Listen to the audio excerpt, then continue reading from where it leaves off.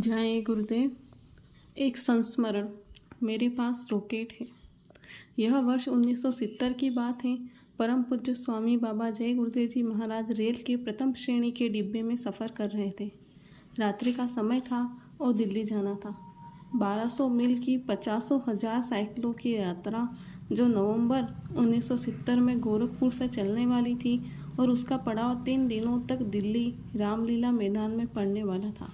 इसी के संबंध में यात्रियों के ठहरने, भोजन, पानी, बिजली आदि की व्यवस्था की देखभाल करने जा रहे थे।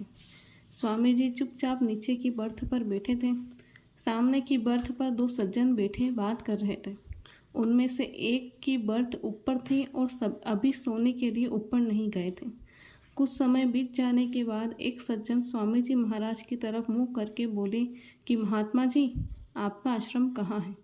स्वामी जी ने सहज भाव में उत्तर दिया कि एक छोटा मोटा आश्रम मथुरा में है।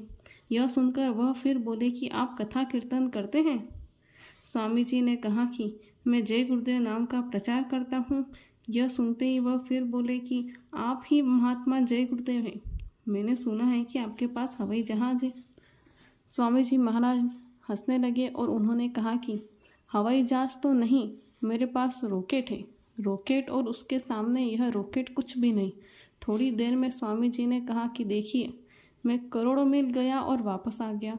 यह मेरा ऊपर करोड़ों मील जाना और आना 1 सेकंड भी नहीं लगा और हो गया।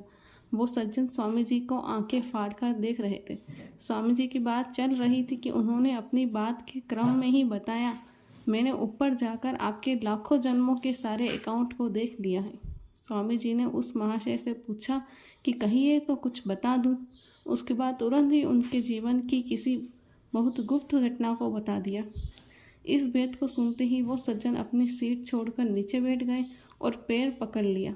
स्वामी जी ने बहुत कहा कि आप सीट पर आराम से बैठिए, किंतु उन्होंने पूरे सफ़र रात भर जमीन पर लेटना ही उचित समझा।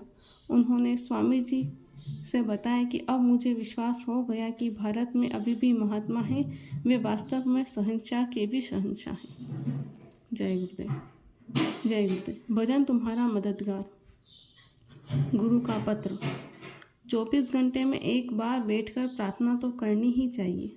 2 लोग हो, 4 लोग हो, परिवार में बैठकर प्रार्थना जरूर करें। भाई ने कुछ कह दिया तो थोड़ा बर्दाश्त कर लो। बड़ा भाई है, इसका विचार करो। बर्दाश्त करोगे तो तुम्हारा फ़ायदा होगा, लाभ होगा। गुरु को हाजिर नाजिर समझोगे तो क्रोध का भूत अपना असर नहीं दिखाएगा। भजन में नागा मत करो। भजन तुम्हारा मददगार है, हर क्षण तुम्हारी रक्षा करता रहता है।